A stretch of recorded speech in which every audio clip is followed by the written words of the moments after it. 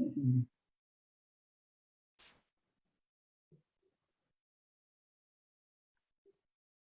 Good evening and welcome to this special edition of Showtime TV. I'm your host, Omar Rashada. October is Domestic Violence Awareness Month, and as you all know, if you follow my program, you know that I do domestic violence educational programs, man, for every year, and I've been doing it for a good minute. I have a very special guest. Okay, actually, I have a very special guest, and I got one more guest that's tuning in as well. She's from the Child Inc. Miss Tisha May Jackson. Tisha, good evening, and thank you for being a guest on Showtime TV. And also have joining us from the Delaware Coalition Against Domestic Violence. I'm glad she got my message. It's Marianne Kenville. Marianne, once again, thank you and welcome. Hello. All right. All right, ladies. So what I want to do is first, I want each of you ladies just to introduce yourself to those who are watching. Say your name and what organization you come from and what's your position. So we'll start off with Tisha. Oh, thank you so much. So good evening, everyone. I am Tisha Jackson. I am a community health advocate, a domestic violence community health advocate with Child Inc. And I am absolutely astounded to be here with you this evening. Definitely is a topic near and dear to my heart. And I hope that we learn some things together and we can get this party started. All right. And I'll go to Marianne. Before Marianne starts, I want to apologize for the last minute invitation. I was just communication thing. All right, but that's my fault. Okay, so but welcome and thank you for being a guest tonight. And just tell the audience who you are and what organization you come from. Thank you so much, Omar, for having me. And Tisha, it's so lovely to see you virtually tonight. Tisha and I get a chance to work together because I'm at the Coalition Against Domestic Violence, and our organization is an advocacy and education and awareness organization, but we're made up of other organizations. So Child Inc., which Tisha works at, is one of the member programs for our coalition. And I'm the director of advocacy and policy there. And so I have the opportunity to work with people in the community and hear what the needs of survivors are and work to advance what their needs are with our leaders in the state and nationally. Oh, awesome, awesome. All right, Tisha, I want to go first.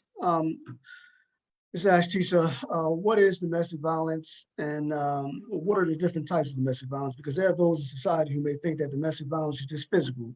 However, it's way more than physical. It could be a combination of different things, but let's get into what is domestic violence and what are the different types of forms of domestic violence.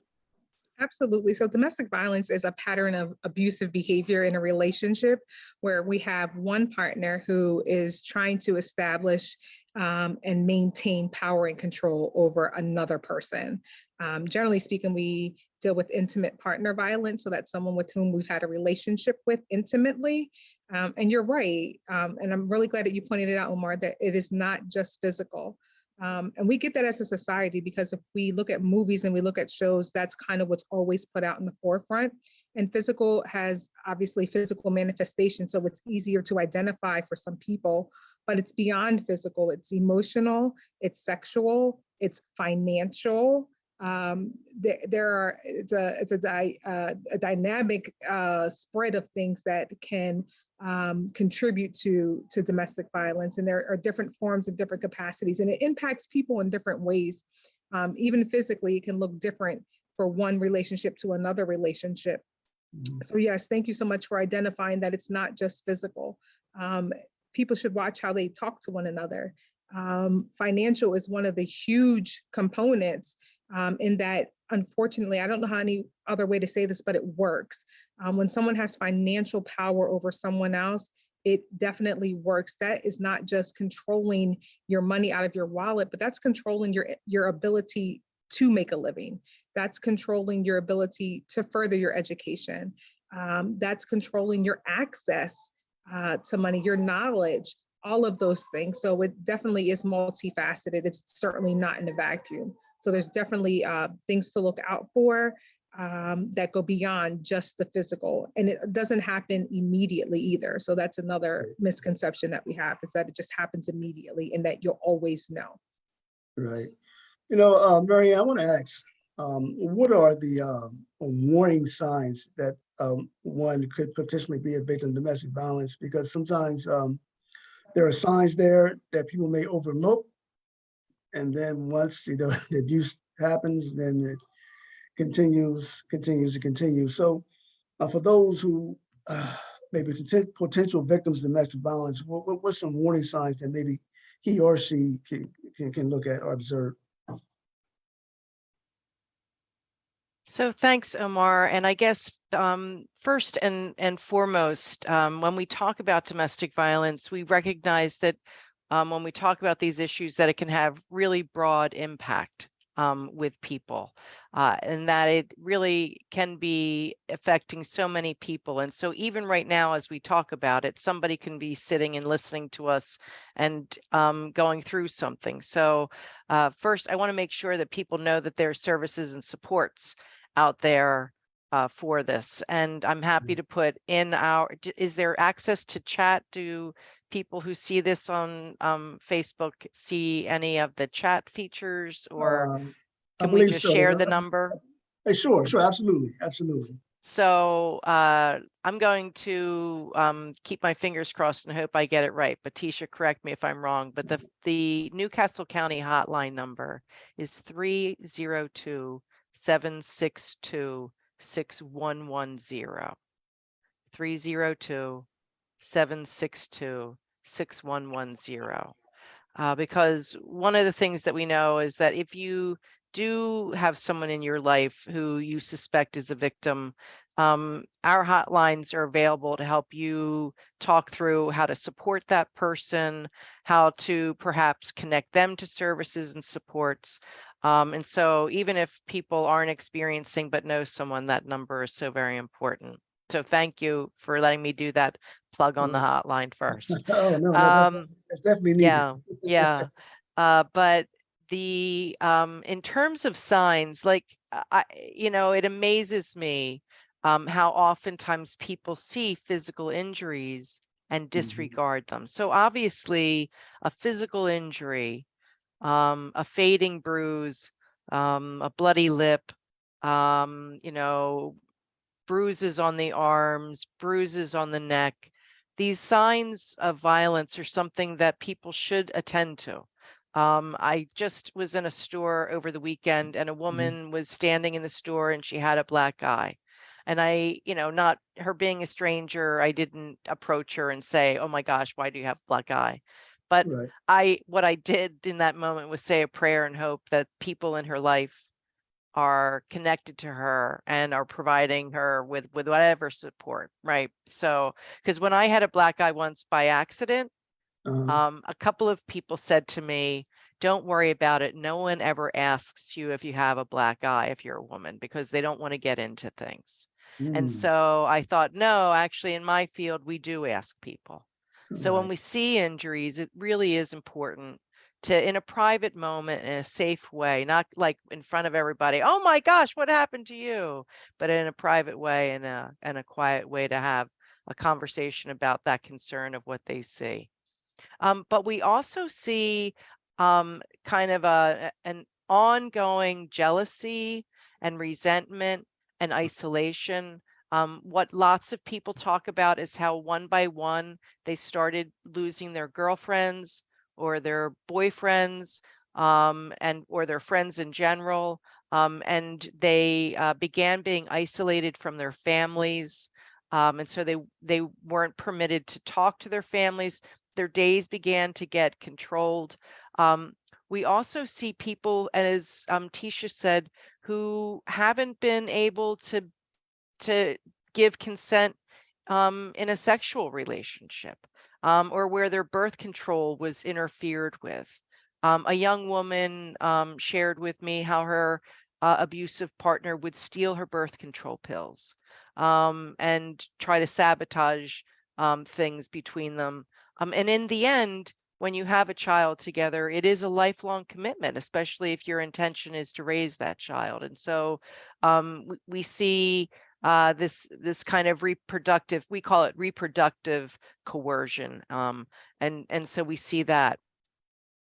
And I think some of the other signs are perhaps not showing up for work or being inconsistent, having, getting repeated phone calls and text messages over and over again, people showing up unexpectedly. I had a situation where a young woman had broken up with her partner, but one night late, her car tire was flat, and he just happened to like show up around that time, and after that they reconnected. And but what she like afterwards pieced together was that he flattened her tires. So there's that property damage that we see as well. There are many aspects to this, and oftentimes children, when children are involved, threats to children will also occur. And so,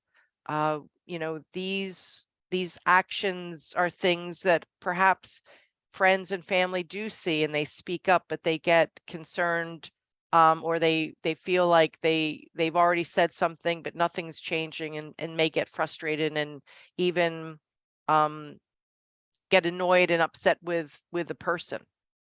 Right. You mentioned children. I want to ask a follow-up question. When it comes to domestic violence in children, any one of you can address this, or both of you can address this.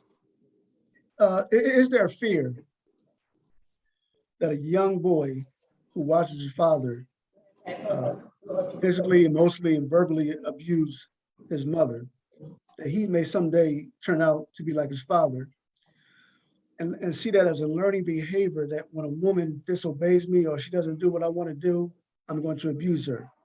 On the opposite end, a young daughter who sees her mother being abused by her father, she may see that as acceptable behavior. If I didn't do what he said, he wouldn't have beaten me.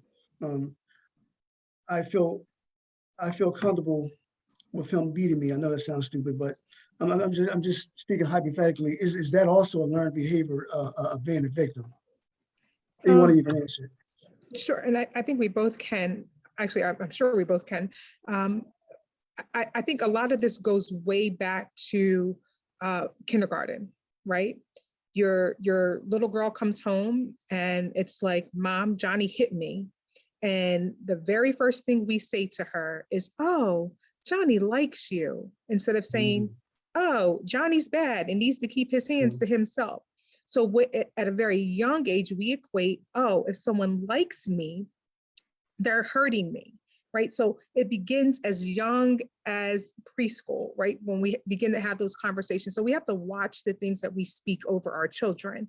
I think anyone, male or female, is going to who witnesses these things.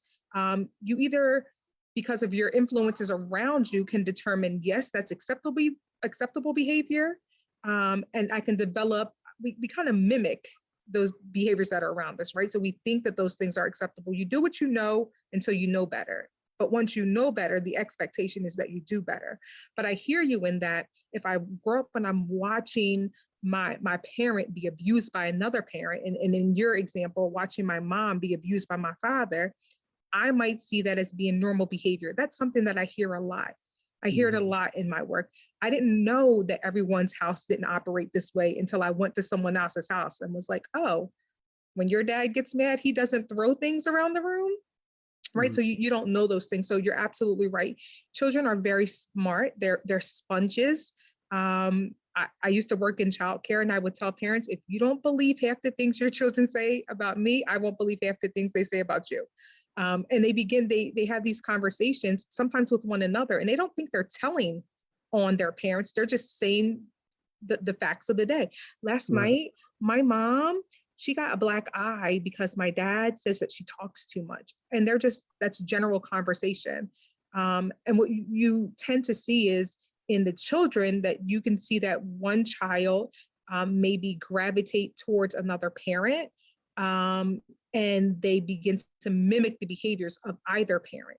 And they also do this thing where they try to be the referee, right? Oh, mom, just don't do that. You know, dad gets mad. Like, no, I'm gonna help you clean up so that this doesn't happen. Dad, please don't yell at mom. So they tend to get into the middle of things, but it's a learned behavior. And again, you don't know what you don't know until someone teaches you what you don't know.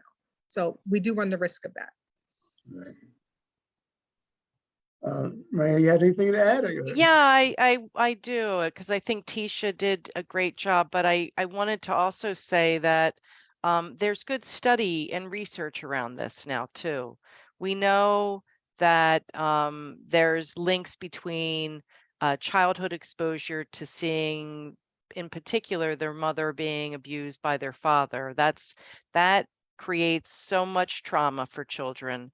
It's equal to becoming physically abused themselves. So it's a really significant trauma. And the adverse childhood experience study really elevated for us how that impact not only changes the behavior perhaps for the future, but the stress reaction can cause all kinds of changes within the body, right? And if it's a chronic stress, we know that there's a greater likelihood to mental health problems, a greater likelihood of substance abuse. And so partly because there are genes that get turned on in that stress reaction, but also because people develop negative coping strategies to deal with the stress in youth. And so even as young as our middle schoolers are reporting that they're experimenting with drugs and alcohol, that they're having relations, with their peers. And so that trauma reaction is also something that we're studying because it can change the structure of the brain even. And so even more important for us to try to intervene and provide some preventative strategies, knowing that this person is also predisposed to having greater risks of heart disease or diabetes or cancers. I just again was reading how cancers are linked with this kind of early childhood trauma. Right. And I would ask, do you also, I would imagine, do you also have cases of post-traumatic stress disorder from being abused? Right. So I want to ask you, ladies, give you ladies opportunity to promote the respective organizations that you both work for. Both your organization has some programs that are very effective, awesome programs. So I want to start off with Tish. If you could talk about some of the programs that Child Inc. offers to the community. You have quite a few. So if you want to just give a summary of what each program provides, and then I'll go to Mary Ann. Sure, thank you. We're very far reaching in the community. So we do operate 2 DV shelters. We have the Domestic Violence Advocacy Program, which is located in our courthouse. These are individuals who, for the most part, we have a core group of volunteers. We do have some that are actually our staff who help people to go through the protection from abuse order process all day long. Like that's their role. And then to link them to resources so that the person who is we call them the petitioner. Here, for the sake of this conversation, we'll use the terms victim and survivors, right? Okay. So that when the victim walks in, she or he has the ability to have someone. It's a mundane process, and it's a lot of hurry up and wait. It's a lot of legal verbiage. So there's someone there to help walk them through that process to make sure that their paperwork is filled out correctly. And just having someone be there with you during that process is very beneficial. So that's our advocacy program. And they're located right there in the courthouse for people to utilize. Then we have our liaisons that work between the people who we sometimes find that our children that we were just talking about are involved. So now that we have some DFS involvement, so then we have liaisons that specialize in the domestic violence aspect because we're trying to figure out why the children were there. And sometimes there's a gap in the information that gets transferred. Sometimes we see that victims get charged with endangering the welfare of minors. That's another reason why, I know we'll get to this later, about why people stay. So we have someone there that's able to help navigate those conversations and those resources for the people who find themselves now not only dealing with the legal system if they so choose, or the civil system, but now they're also dealing with the Department for Children, right, for Child Protective Services. Of course, we have our program, to our own horn over here. We are the Community Health Advocates, and we have the unique ability to not only interact with people in a traditional sense with safety planning, but we're mobile and we get to meet people in the community where we are, at places where they feel safe. So people don't always feel safe like coming to your organization or meeting you at the police station, because maybe they don't even want the police involved, but they'll meet you at Starbucks or they'll meet you at the library. Occasionally we're at the park, and sometimes we're walking around the grocery store. So wherever the person feels comfortable and safe, and we're able to identify barriers to health. And I worked very close with the coalition, with Marianne and her staff with this, to identify barriers to optimal health. So we're working with care coordination. Like I'm literally sitting right now in Christiana Care. I'm at the hospital. So we work to help people navigate the healthcare systems, to help navigate social service benefits. And then we have this beautiful thing where we have the ability to help meet needs immediately. Because sometimes I can't speak to the presenting need of DV in its true form, because I have to meet the initial need of someone's hunger, of someone's housing, of someone's utilities. They don't really want to hear much about leaving a situation. What they want to know is, how's my lights going to stay on? How are my children going to eat? Where are my children going to sleep? So those are the things that we have the ability to work with.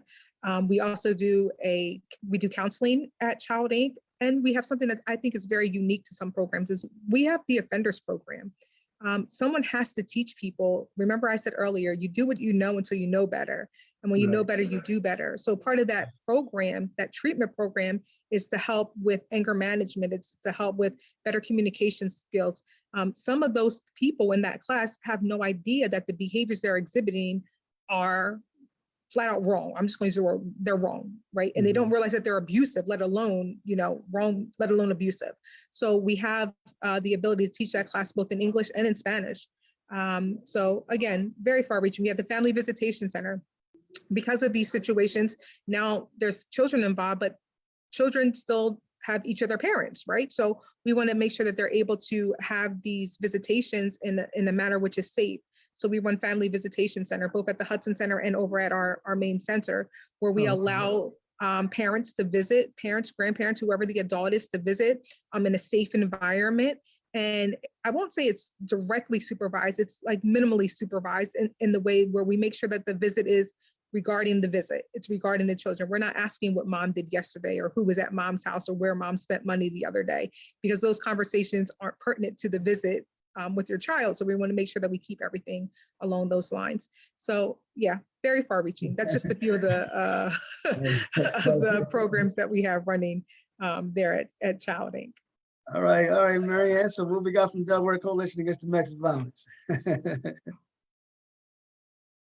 So the coalition, as I think I mentioned earlier, is not a direct service agency, but we are an advocacy organization that focuses on raising awareness and making sure that our communities have the resources and services they need to support survivors and their families find safety and long-term well-being. And so we offer a variety of what we consider services, and that includes training and professional development. One of our programs that we offer is a certification program, a domestic violence specialist certification. It's our organization certification, but since we are the state coalition, we feel that having that kind of program enables professionals to ensure that they have ongoing education and are aware of what the laws are and are working within appropriate standards, and it helps people advance their careers as well, as does the training that we offer. We offer a wide range of trainings. Many of them, when the pandemic occurred, went online, and so I put our website in the chat, but it's dcadv.org, and we have many webinars that are available for free for people to take, and we have an arrangement currently with the National Association of Social Work where they have pre-approved CEUs. So for people who are in need of CEUs, it's a great way to get your update, for licensure, certification, in other ways. So we really work to try to create professional development opportunities for a wide range of folks, including our medical community. As Tisha mentioned, we have really been expanding our approach at the coalition to try and address domestic violence as a public health approach. Many people are familiar with the police response and what the courts have done. We've seen that for decades. But what we're trying to do is advance a public health approach. And so that means that medical doctors and nurses and the others within the medical field can identify and screen domestic violence effectively, that they can not only give someone a phone number, but make a warm referral. One of the things we talk about is making sure that doctors know about the community health worker resource because they will go out to the hospital. They will go to the doctor's offices. We've been doing a training where we talk about how we wouldn't, if a patient came into a medical doctor's office and was having a heart attack or stroke, they wouldn't give that person a phone number. They would address what was happening. And so that's what Tisha and her team get the opportunity to do, is really be there and be that response, which is wonderful. Another thing that we do is we offer prevention services. And so for the last 15 years, we've been working with a variety of partners across the state. Both People's Place and Child Inc. Are currently working with us. And so we are working with a project. Tisha, I don't think you mentioned the Sparrow Run project that Child Inc. You were just covering the domestic violence services, but Child Inc. is a multi-service agency providing child welfare services, but also providing deep resources and community support within the Sparrow Run community in Bear. And so we're working to try and prevent domestic violence. We, like Tisha was saying, it starts early on. So working with youth and working with young adults in trying to help raise awareness with them and also give them skills and strategies so that they perhaps don't end up being stuck in an abusive relationship. As Tisha said, money and finances is a significant thing. If you are financially secure and have financial intelligence and have participated in an economic empowerment and literacy class, and so you have a bank account, you have a 401, you're working towards something, the prospects of somebody who's perhaps not kind to you or is starting to be physically aggressive with you or controlling with you, you might be more comfortable saying farewell to that person than continuing to feel like you have to stick it out and see how things go because he might be a good support for your children. And so these things, we work on a couple of different areas, and prevention is one of those other pieces. And then finally, the advocacy work that I do and others in our organization do is to from our community providers through our Women of Color Task Force and our Weaver, our Survivor Task Forces, we hear what the community needs are. And so we advocate with legislators, we advocate with the governor's office and with state agencies, and then we advocate in Washington, D.C. For additional support and federal funding, in reauthorization of important federal statutes that provide protections to victims here in the state, and to try to also continue to build the field, because there's still so much more we could be doing here in Delaware. For example, housing is a significant issue that so many people are facing. And so we're working with our partners in the Housing Alliance and with others across the State Housing Authority and different groups to try and raise awareness to the need for housing in the state, because we can have people leave abusive relationships, but if they can't find safe housing, they're likely to return. So we get into a lot of different areas in this work. Right. The term cycles of abuse, what is it? I'm just throwing it up in the air for anyone of you want to answer that. And I'm going to jump in and answer my portion of it quickly because I apologize. It's 7:30 and I have another commitment, so I need to drop out. But when I first started in my career decades ago, there was this concept that there was a cycle, right? Like there was a honeymoon phase, an escalation phase, an incident, and then a honeymoon phase again. And that certainly is something that we can see in relationships, but it doesn't always look like that. And so for some people, they're constantly in a state of fear and anxiety, and there aren't these honeymoon periods. For others, there might never be a honeymoon period where there's an apology or forgiveness. It's, you know, it can be really different. So I think it's hard. I understand that that helps people get a concept that this is a pattern of behavior because it's over and over again, which is what Tisha talked about. But it doesn't fit for all people, and so just because you don't see that pattern doesn't mean that your relationship is unhealthy. I might not have said that very articulately, but hopefully Tisha can clarify things after I leave. Okay, so before you leave, you want to leave the number, your phone number once again, for those who are Certainly. also- For the Coalition Against Domestic Violence, to find out how we might be able to connect with you, please contact us at 302-658-2958. And my extension is 116. All right, great, awesome. Tisha, you mentioned earlier about why the victim stays. So let's tackle that question. Not only does I want to ask why do victims stay, but I also want to ask part two of that is there are some victims who may leave, but then come right back. Absolutely. So Mary Ann actually talked about the DV certification training that Okay, they sure. offer for the coalition. And I only say that because that was a very eye-opening thing for me. I had always been doing advocacy work, but I hadn't been doing it in the capacity specifically to domestic violence and intimate partner violence. So in that training, they did an exercise where everyone received some Monopoly money, but everyone was the same person in this scenario. So we'll call the person Omar, and we'll say, these situations happen. Omar, you're in a relationship, everything's going great, and now your partner is raising their voice, $5 to leave, or it's free to stay.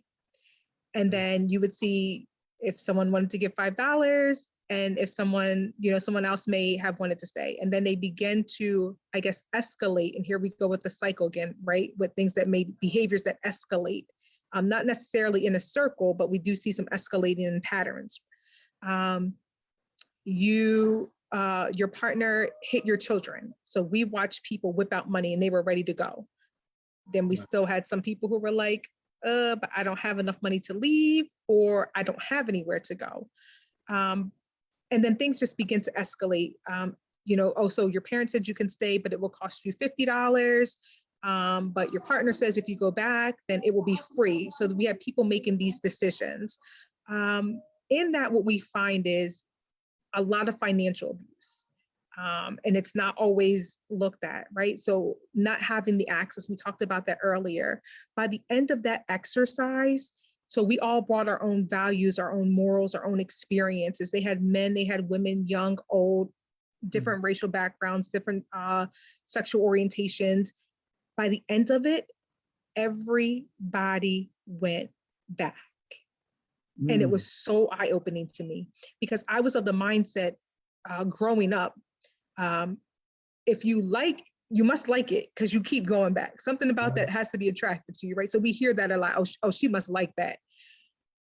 No, maybe she doesn't have a support system that's going to help her get on her feet, because people will, let me know anything you need until it's a time of need. And then people are like, ooh, but not that. I can do anything but that.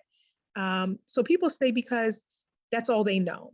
People might stay because it's better to deal with the devil that you know than the devil that you don't, right? So what do I mean by that? They know what they're getting in this particular situation. It might be worse if I go A, B, C, or D. So that's another reason why people stay. I may not have ever had to work in this relationship. I may have been a stay-at-home mom. I don't have any resources to leave. So Mary Ann talked about housing. At least I know that I have somewhere to stay. Or if not me, I may be getting abused, but my children may not be. And I need a safe place for my kids. As long as my kids are being taken care of, then I'm just going to suck it up, buttercup, and I'm going to deal with it. These are all things that I've heard. Like, these aren't things that I'm making up in my head. These are all real life answers that people give me. Another one is, oh, but I hit him back. So we don't equate it being abusive, because people have learned to identify defending themselves with them being an aggressor as well. Or maybe the police have said that to them, or maybe someone else in the community has said that to them. Well, oh, you're both at fault. No one chooses, right? No one chooses to be hurt. I'm not responsible for how you treat me, Omar, but I am responsible for how I choose to respond to it. But knowing that how I choose to respond to it is based upon my morals, my values, my resources. I would love to pack up my 3 children and leave, but who's going to take me and my 3 children in? Right? I would love to go get a job, but I haven't worked in 9 years because I've been a stay-at-home mom. Who's going to hire me? How am I going to support myself? Right?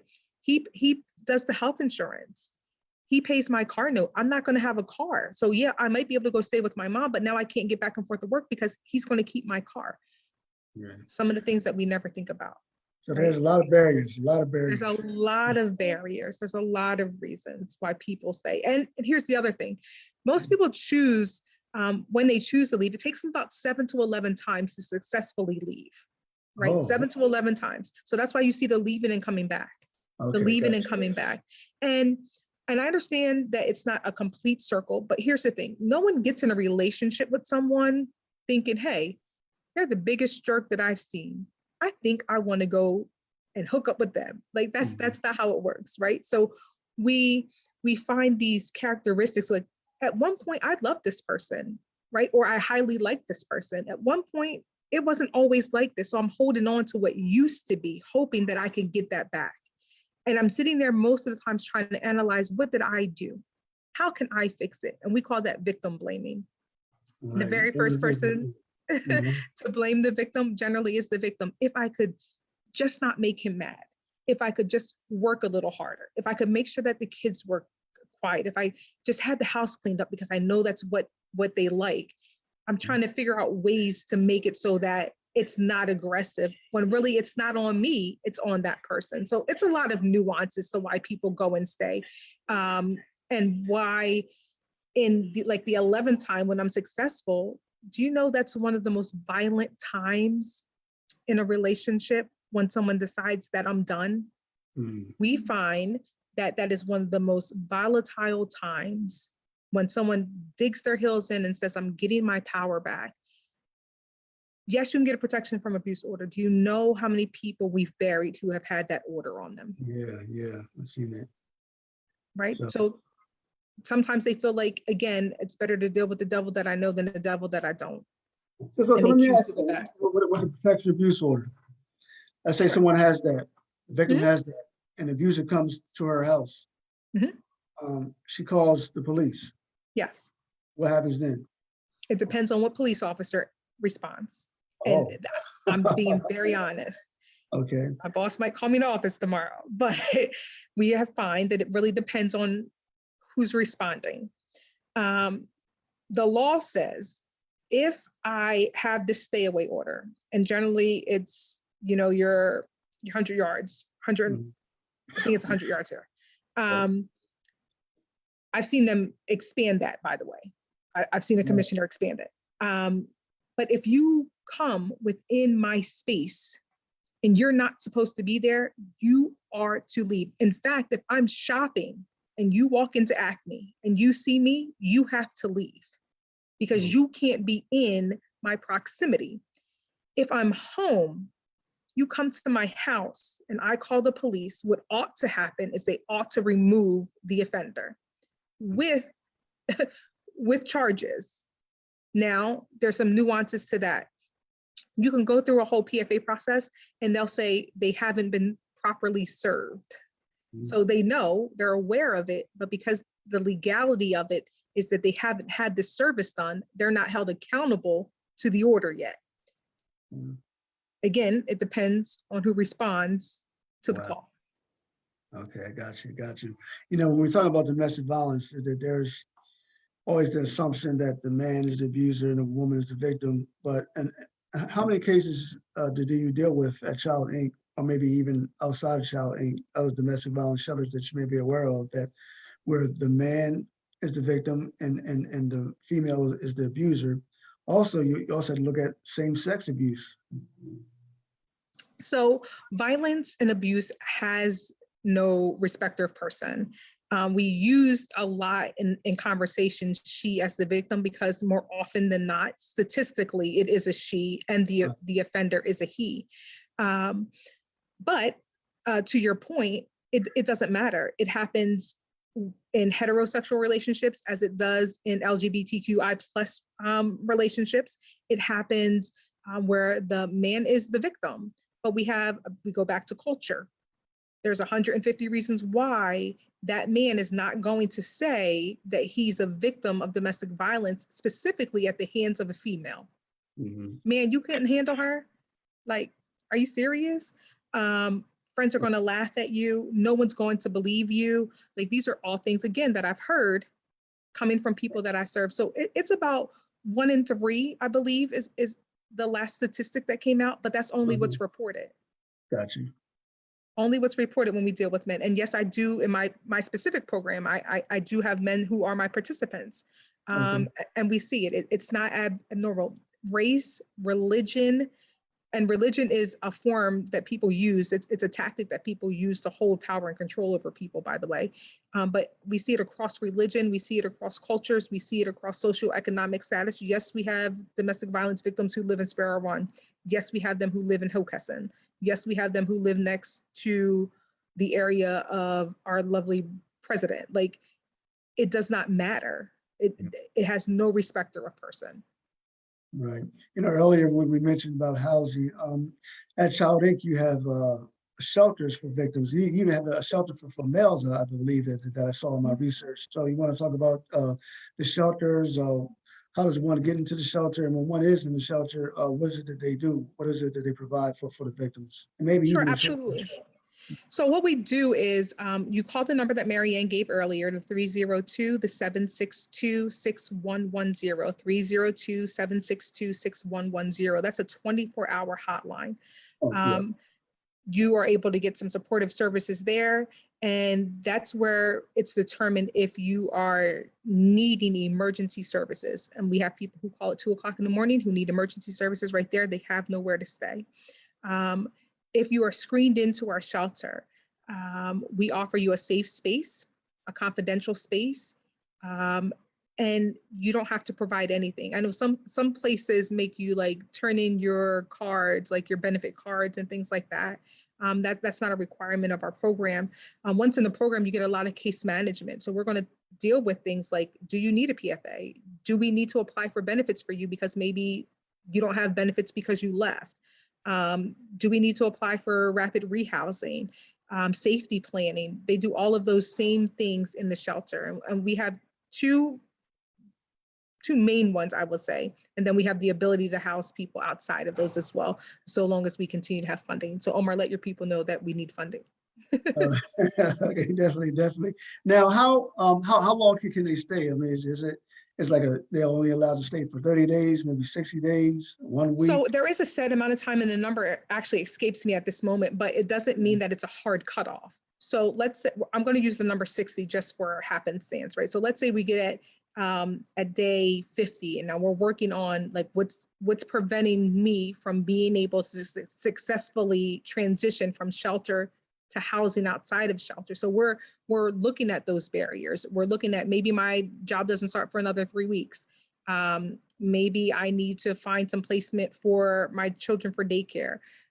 Maybe I don't have moving costs, right? So things like that. So we're working to navigate whatever the barriers are that are preventing me from being independent and successful outside of the shelter. We're going to look for those things. Right. For over the last maybe 3 or 4 years when I've been doing this show, I invited Executive Director, Ms. Sue, from the Delaware Coalition Against Domestic Violence. And one of the things that she always does is that she brings people from Child Inc., your organization. So I've interviewed people from your organization in the past. It's an awesome moment to interview for this evening. And so one of the things that's very impressive to me is that you have one organization, you got staff from one organization working together with staff from another organization. How does that make you feel collaborating with other organizations and helping victims of domestic violence? Oh, I think it's amazing, right? So that you have people who have a good understanding of what's happening. And sometimes that's hard with dealing with organizations that are outside of our scope. But we have programs that I don't have to call an outside agency. Like I can say, hey, I know Bridget down in DVAP. I know Tia at the Family Visitation Center. And it gives people like this warmth. It gives them this feeling like, okay, it's not just another stranger. I'm not just getting passed off.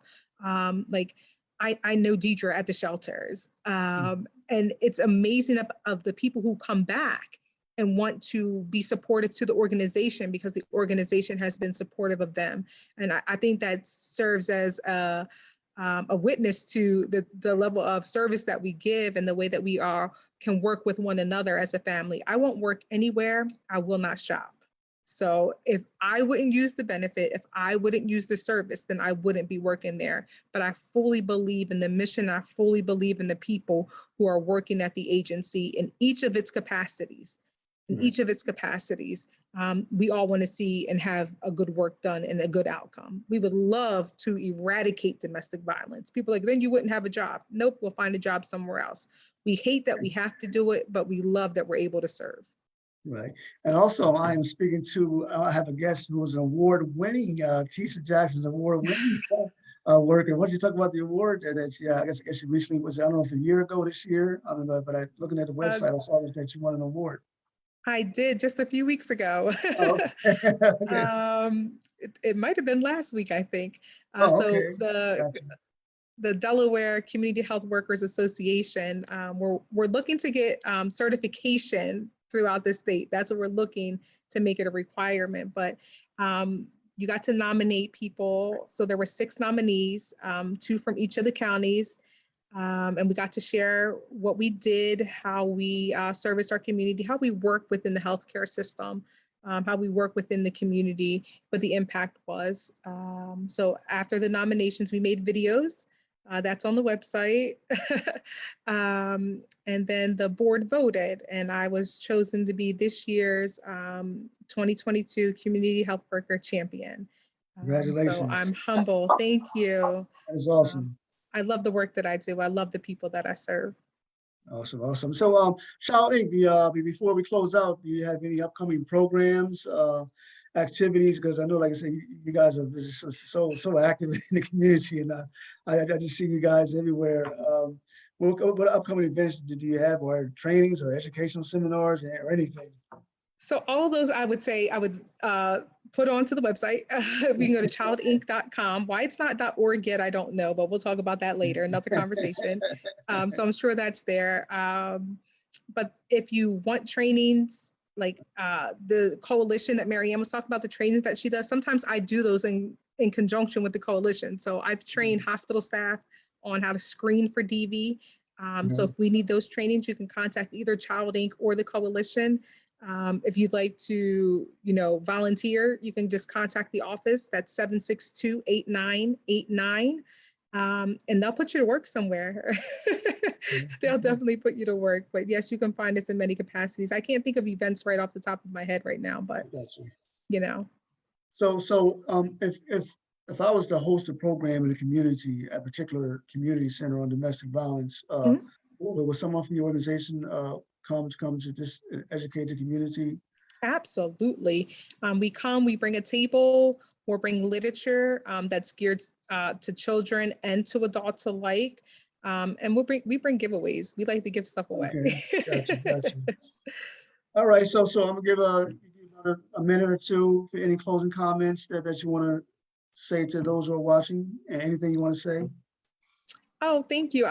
Just thank you so much for thinking of us. Thank you so much for highlighting this topic. Awesome. It's not something that people want to sit around the dinner table and have a conversation about, but we absolutely need to have the conversations. I did want to highlight really quickly, Mary Ann talked about, we talked about red flags, right? Things that you could see, warning signs. And she talked about how we as individuals might notice what other people may be going through, but some warning signs for you as a person.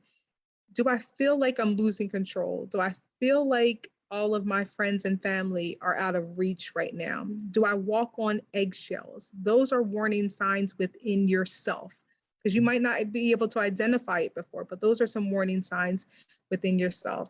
And if you're not sure, you can always call us 302-762-8989 or 302-762-6110. Someone will have a conversation with you to help talk you through it, help talk you through what's going on and what you see and how you feel. But you're the driver. You get to make the choice. Right. I'm just the passenger. Awesome. Yeah, I think my passion, I do this show because I got the passion of domestic violence education from my mother. She was a domestic violence worker.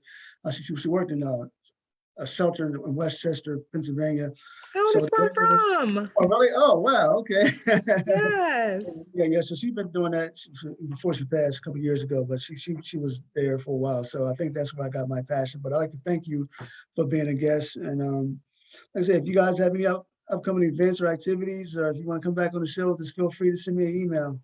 Oh, thank you so much. Thank you for having us. Thank you as well. And thank those for watching. Please like, subscribe, and share. See you later, Tish. All right. Have a good night.